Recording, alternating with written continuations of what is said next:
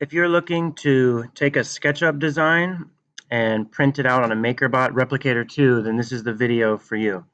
Before you start following along with this video, you need to make sure you have SketchUp installed and you have MakerBot Print installed. And if you don't have SketchUp installed, you can also use SketchUp Free or SketchUp for Schools online. So the first thing you do is open SketchUp, pick your template. We're going to do millimeters since millimeters is what the MakerBot typically uses.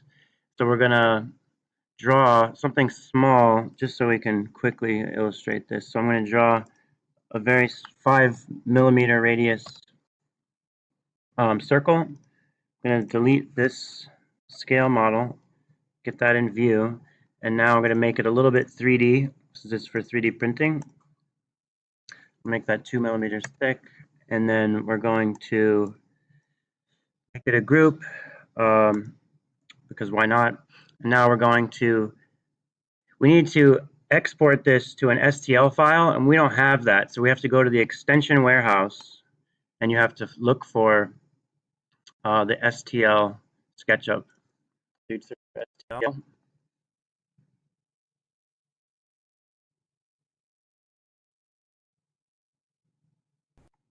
And then this is what you're looking for, SketchUp STL by the SketchUp team. So you're going to download and install this extension so we can export an STL file from our SketchUp file. So we're going to download this. And then we're going to sign into our Google, use whatever account you use for SketchUp, or if you don't use one yet, then just use your Gmail. After you log into your Trimble SketchUp account, then you have to install the STL, SketchUp STL. So if it says uninstall, then you've already installed it.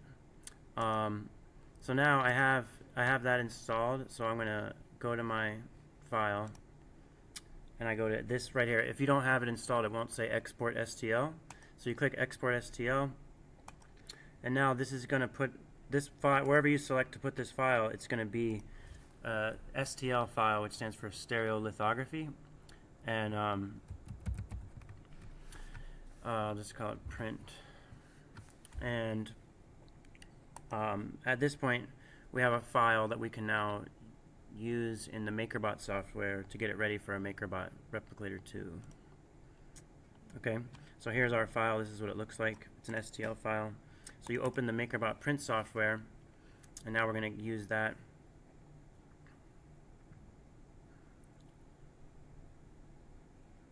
to print out this. So you could just drag it in. So once you drag in that STL file, then MakerBot print will almost be ready to print it out. And one thing you have to be careful about is that it's actually touching the build plate, because otherwise it won't print properly. So it looks like it is. So right now this has just been installed, so if you're just following this along, you might have the same situation. So we got to add a Replicator 2, because that's the older printer. Okay, so now that it's selected and we're all ready to export it, you just export this, and it says earlier MakerBot format. And so we're just going to say like print me and save this. And so now if you have a USB cord, you can plug into your MakerBot, or you can save this file, this X3G file, onto an SD card and then print from the SD slot on the MakerBot. So just as a quick overview, we started out with a SketchUp design, which is a SKP file.